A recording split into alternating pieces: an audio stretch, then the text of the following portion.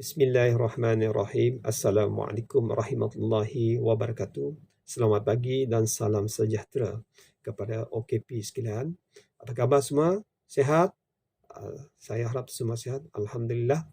Jadi pada pagi ini saya akan menyampaikan ceramah yang bertajuk tentang trigger. Tajuk ini merupakan tajuk penting kepada semua OKP yang hadir pada hari ini. Seperti mana yang sedia maklum bahawa tajuk ini merupakan tajuk yang perlu kita fokus dan kita perlu ambil berat kepada OKP yang sedang menjalankan proses pemulihan dalam kes pengawalan AEDK pada masa kini. Seperti mana yang kita faham bahawa proses recovery ini merupakan proses sepanjang hayat. Proses sepanjang hayat. Makna di situ proses tu merupakan proses yang amat lama. Maknanya kita perlu membantu kamu macam mana untuk berdepan dengan dalam proses kepulihan ini. Seperti mana yang kita sedia maklum bahawa proses ini akan dihadapi oleh setiap OKP. Apa yang kita lihat bahawa merupakan satu cabaran dan dugaan kepada OKP untuk balik ke pengganjalan. Jadi tajuk trigger ni merupakan tajuk yang perlu kita lihat kerana ia merupakan punca kepada penagihan semula kepada setiap OKP atau setiap orang yang menjalankan proses pemulihan. Jadi di sini saya nak perjelaskan kepada semua OKP bahawa tajuk ini saya akan cuba kupas kepada dua kategori. Pertama sekali kita akan melihat kepada tentang trigger ni. Trigger ni ada trigger luaran dan trigger dalaman. Apa itu yang kita lihat, apa yang kita faham tentang trigger luaran tu, iaitu kita melihat tentang people, manusia. Siapa manusia? Manusia itu rakan kamu, orang yang penagih, yang pengedar dan sebagainya. Ini yang sebagai people. Yang kedua kita melihat tentang place. Place iaitu tempat. Tempat ini kita akan melihat kepada di mana kamu pernah bersama-sama rakan kamu dalam masa dunia penagihan. Itu merupakan satu port ataupun lokasi yang biasa kamu akan berkumpul untuk terlibat dalam masalah penagihan ini. Yang kita melihat tentang things. Things ni alat-alat ataupun equipment yang digunakan oleh kamu untuk menggunakan dadah.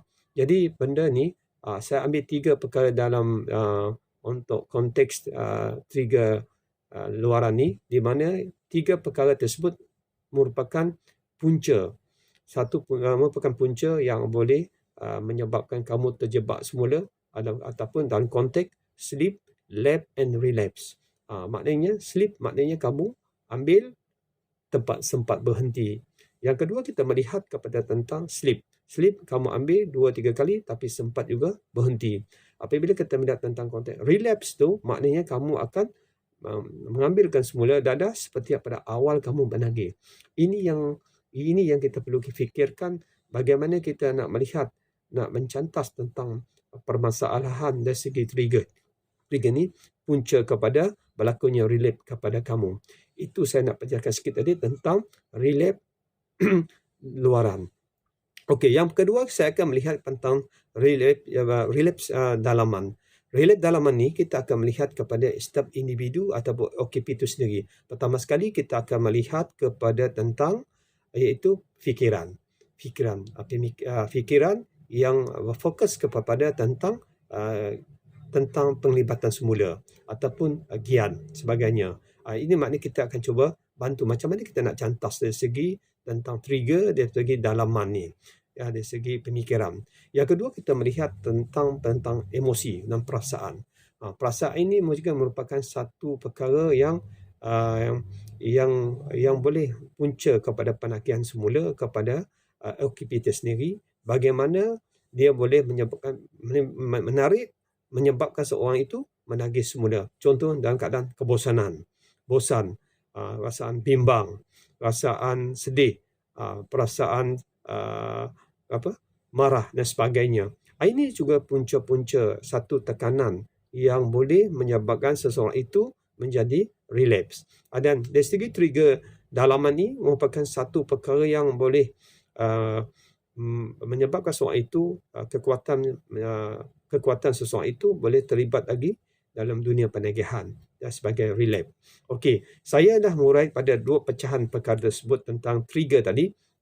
Okey, trigger dalaman tadi, trigger luaran seperti saya jelaskan tadi, kita kena melihat bagaimana setiap individu ataupun OKP itu sendiri untuk melihat bahawa di mana tempat mereka sendiri dalam proses kepulihan. Ini penting. Kita kena faham bahawa proses recovery ini merupakan proses sepanjang hayat. Maknanya kamu kena fokus dan kamu kena berhati-hati. Dalam konteks ni, saya harap kepada setiap OKP yang hadir bersama-sama saya pada pagi ini, kita kena faham di mana kedudukan kamu sebagai seorang yang sedang menjalankan proses kepulihan. Apa saya nak tekan di sini? Kamu kena kenal diri kamu sendiri. Siapa diri kamu? Ini penting. Sebab apa saya nak penjelasan di sini, apabila kamu kenal diri kamu adalah seorang bekas menggunakan dadah. Seorang yang pernah menggunakan dadah. Jadi sekarang kamu kena faham bahawa kamu pernah menggunakan dadah dan kenal diri kamu, dan makna kamu kena berhati-hati. Okey, dalam konteks trigger ni punca kepada relapse. Jadi saya nak penjelaskan kepada semua OKP yang hadir bersama-sama pagi ini bagaimana coping skill, teknik untuk kita supaya kita boleh berhenti daripada punca ini menyebabkan berlakunya relapse dalam proses kepulihan kepada semua OKP yang menjalankan rawatan pemulihan ni. Okey, contohnya saya ambil trigger daripada luaran. Pertama sekali kita melihat tentang manusia tu. Manusia itu sendiri bagaimana? Contoh kepada kamu sekarang menjalankan proses pemulihan di bawah kes pengawasan AADK selama 2 tahun. Dalam proses yang kamu jalankan sepanjang 2 tahun, kamu duduk di luar dan berdepan dengan masyarakat dan sebagainya, berdepan dengan manusia. Jadi saya nak beri satu tip bagaimana untuk membantu kamu supaya kamu boleh bertahan dari segi substan kamu, supaya kamu tidak terlibat semula. Pertama sekali saya akan melihat tentang trigger luaran ni, iaitu tentang manusia tadi. Apa yang perlu kamu main peranan di situ? Pertama sekali, apabila kamu berdepan dengan rakan-rakan kamu yang lama, rakan-rakan kamu pernah bersama-sama kamu dalam dunia penagihan ni, kamu kena bersiap sedia untuk membuat sesuatu tindakan yang bijak. Bijak maksud di situ, apabila kamu bergaul, berjumpa kawan-kawan lama, kamu kena elakkan dan kamu kena cantas. Dan kamu tak boleh duduk bersama, kamu tak boleh bergaul dan kamu tak boleh berkawan lagi dengan bekas-bekas kawan kamu yang terlibat dengan dadah ni. Kenapa? Kerana di situ kita akan melihat bahawa apabila kamu bercampur gaul balik dengan rakan-rakan lama kamu, makna kamu akan terlibat semula. Dari segi peratusan tu mungkin tinggi. Sebab dari segi dalaman diri kamu, pemikiran kamu ada trigger. Trigger maknanya apabila kamu tengok kawan kamu dah rasa lain. Maknanya kamu rasa keinginan nak menagih semula itu tinggi. Kedua, pergaulan. Dan dari segi pergaulan dan segi hubungan tu dengan rakan-rakan tu, dia boleh menarik balik kamu untuk penagihan, ke arah penagihan semula. Kerana mungkin dia akan beri sesuatu untuk dari segi hubungan tu, mungkin kamu masa tu kamu tak bersedia, tapi dia akan beri sesuatu. Contohnya akan bagi free benda dengan kamu. Mungkin kamu akan tertarik dengan tawarannya pada kawan-kawan kamu untuk menarik balik kamu ke arah kancah penagihan semula. Ini kita kena faham. Okey? Jadi apa yang perlu kamu buat pada situ? Berdepan dengan trigger pertama tu tentang manusia atau begitu. Pertama sekali kamu kena cantas dia. Cara dia pertama kena ingat, kena fikir, kena buat macam ni. Kamu kena buat satu keputusan, beri alasan selogiknya supaya kamu tak boleh bercampur dengannya. Contohnya kamu cakap saya busy. Hari ni saya sibuk, tak boleh campur, saya tak boleh pergi. Macam mana? Contohlah panggil kamu Ahmad. Macam mana Ahmad? Kau boleh tak join hari ni? Cakap kamu kena bagi alasan tak boleh. Sebab saya sibuk hari ni, saya nak tolong ibu. Pasal petang nanti saya akan bawa ibu beli barang sebagainya. Dia datang lagi, contoh hari kedua, datang lagi. Mat, macam mana kau free tak? Kalau free, kita boleh join macam biasa. Oh, kau kena. Tahu-tahu boleh. Sorry lah, aku busy ke ni. Hari ni aku dengan keluarga aku nak balik kampung. Ada urusan. Kamu kena bagi alasan lagi.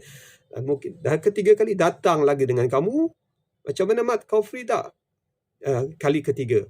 Kamu kena cakap 1000 alasan. Bagi alasan supaya kamu tak boleh bercampur. Oh, tak boleh juga. Aku ada kerja ni. Ada benda yang belum siap, aku nak bantu ayah.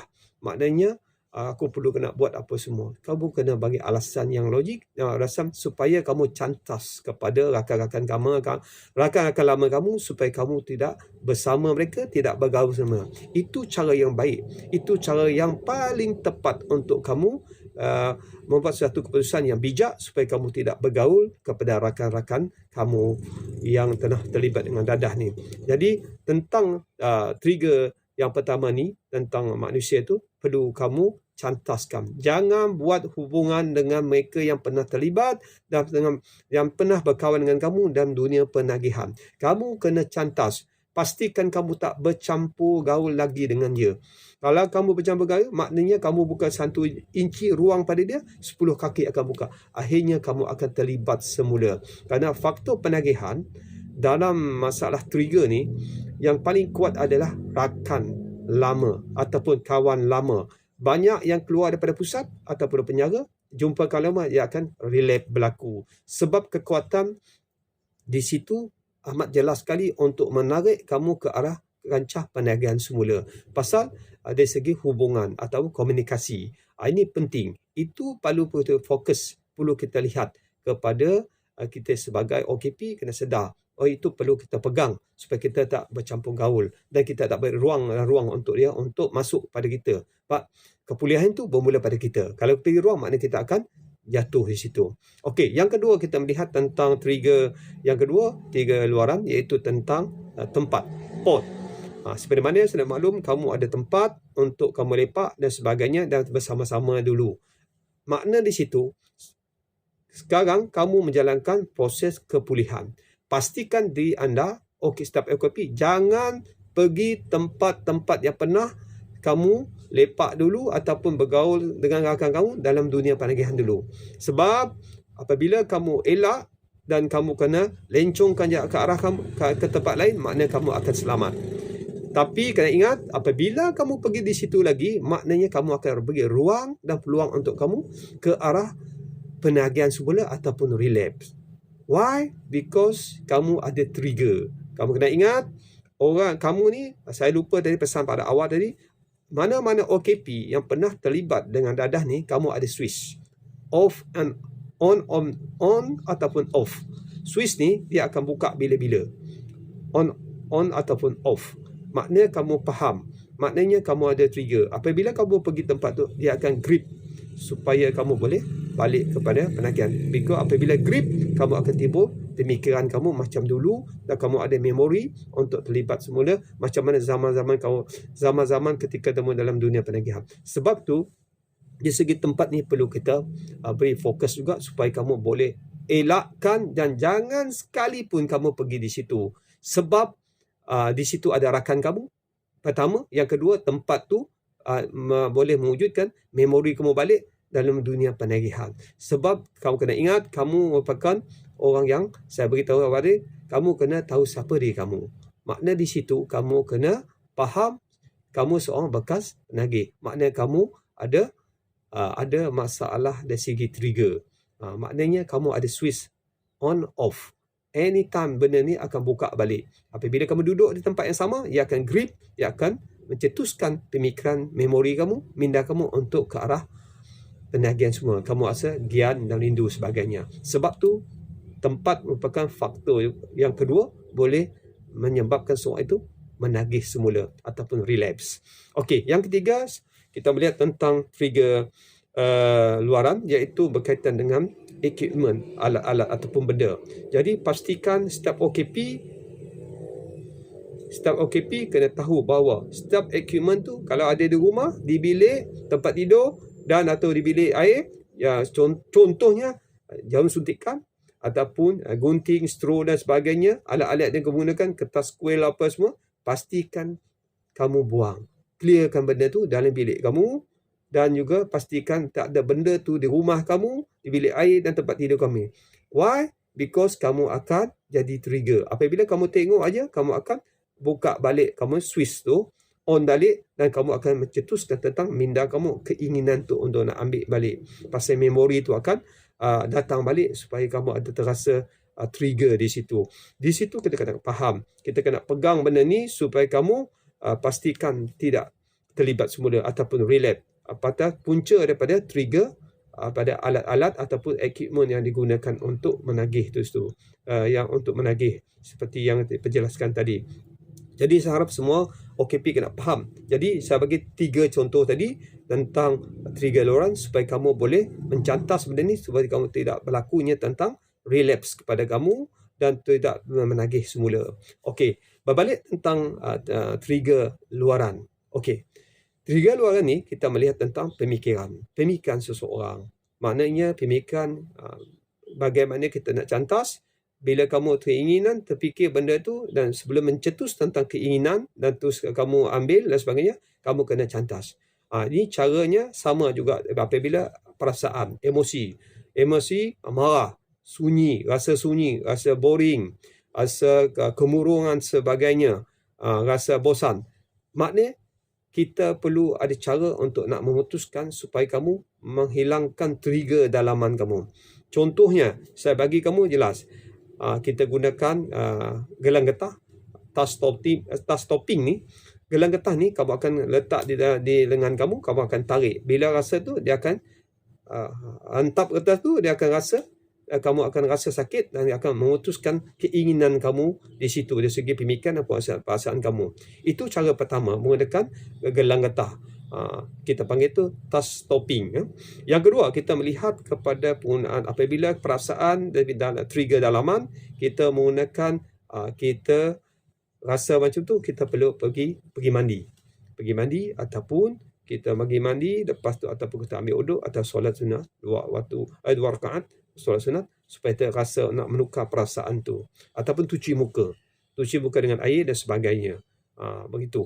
Itu cara yang kedua untuk yang Muslim. Yang bagi yang non-Muslim, kita boleh buat, kamu boleh pergi mandi ataupun cuci muka kamu supaya memutuskan trigger dalaman kamu. Yang ketiga, kita melihat kepada tentang kalau datang paksa macam tu, mana trigger dalam, kita buat senaman 40 minit ataupun kita pergi jogging. Dan kita nak memutuskan perasaan keinginan triggerku dalaman untuk mengambil ataupun melibatkan berlakunya relapse kepada kamu. Itu yang skill yang perlu kita guna untuk mencantas supaya tidak berlakunya relapse kepada kita. Sama ada leap, lap and relapse. Okey. Yang seterusnya kita akan boleh menggunakan cara yang ketiga, iaitu kita akan menghubungi seorang orang yang boleh dipercaya, orang yang boleh membantu kita, orang yang boleh membimbing kita. Maksud di situ, apabila kamu ada perasaan trigger dalaman, kamu boleh berhubung kepada orang-orang yang boleh membantu. Contohnya, orang yang tak pernah ambil dadah, tak ada terlibat dengan masalah dadah ni, orang yang boleh beri advice atau nasihat kepada kamu supaya kamu boleh berkomunikasi dan membimbing kamu supaya kamu tidak terlibat ataupun tidak berlakunya leap, lap and relapse kepada kamu. Ini cara dia. Maknanya, cari orang yang boleh membantu kamu supaya kamu boleh memutuskan perasaan trigger dalaman, apa yang kamu keinginan tu mencetus ke arah perniagaan semula ataupun berlakunya relapse kepada kamu semua. Jadi, saya dah berkongsi, saya dah perjelaskan kepada kamu bagaimana teknik atau skill yang perlu kita ada bagaimana kita berdepan dengan masalah trigger ni. Jadi yang akhir sekali dalam konteks tentang trigger ni, kita melihat kepada mana-mana OKP, setiap individu itu perlu melihat kepada bagaimana kita nak mengukuhkan lagi kekuatan kita dalam proses kepulihan kita ataupun recovery itu dalam menghadapi masa proses pemulihan ni atau nak balik kepada jalan supaya kita boleh berhenti dadah. Maknanya kita kena balik kepada yang akhir sekali, balik kepada agama. Agama itu penting. Agama itu back to basic, balik kepada asas. Di mana setiap agama tu mengajar manusia tu jadi manusia yang baik, membimbing kita jadi manusia yang sempurna. Jadi mana-mana agama, Kristian ke, agama Islam ke, Buddha kan, semua mengajar kita jadi manusia yang baik. Saya harap dari segi tajuk trigger ni, penutup segala untuk kebaikan daripada proses kepulihan dan mencatat daripada masalah trigger, seperti yang terjelaskan, kamu boleh gunakan kepada kamu sendiri dan kamu kena ingat, kamu adalah orang dalam proses kepulihan dan kamu ingat kamu adalah orang yang ada Swiss. Anytime you can drop. Bila-bila masa boleh jatuh. Pasal trigger tu ada dalam diri kamu. Dan yang penting, kamu kena bijak, kena pandai guna apa yang tips yang digunakan, yang saya ajar tadi, supaya kamu balik ke pangkal jalan dan kamu boleh mempertahankan dari segi substan kamu supaya kamu tidak terlibat dengan dadah. InsyaAllah, kerana balik pada agama, saya yakin kepada agama, setiap agama itu mengajar kita jadi manusia yang sempurna. Ingat, yang Islam, dia ada kitab dia, Al-Quran. Yang Kristian, dia ada Bible. Yang agama Buddha, dia ada kitab masing-masing. Maknanya kita kena balik pada agama. InsyaAllah, dengan gabungan usaha ni, dengan apa yang kita lihat di situ, dengan agama, insyaAllah kita akan boleh membantu dalam proses kepulihan ke arah jadi manusia yang baik, balik ke pangkal jalan dan boleh berhenti dari masalah dari segi penagihan ini, insyaAllah. Okey, saya harap tajuk yang saya sampaikan pada pagi ini kita boleh berkongsi dengan sebaik mungkin. InsyaAllah, harap kepada semua yang hadir pada pagi ini, saya doakan semoga berjaya dan cuba dan usahakan gunakan sebaik mungkin dari usaha ini untuk membantu dalam proses relapse dan tidak berlakunya kepulihan, tidak berlakunya penagihan semula kepada kamu, insyaAllah. Okey, saya rasa itu saja untuk pada pagi ini. Semoga berjaya. Ya, mohon maaf sekiranya tersalah bahasa, terlepas cakap dan sebagainya. Saya mohon maaflah kepada semua. Itu saja daripada saya. Sekian, terima kasih. Assalamualaikum warahmatullahi wabarakatuh.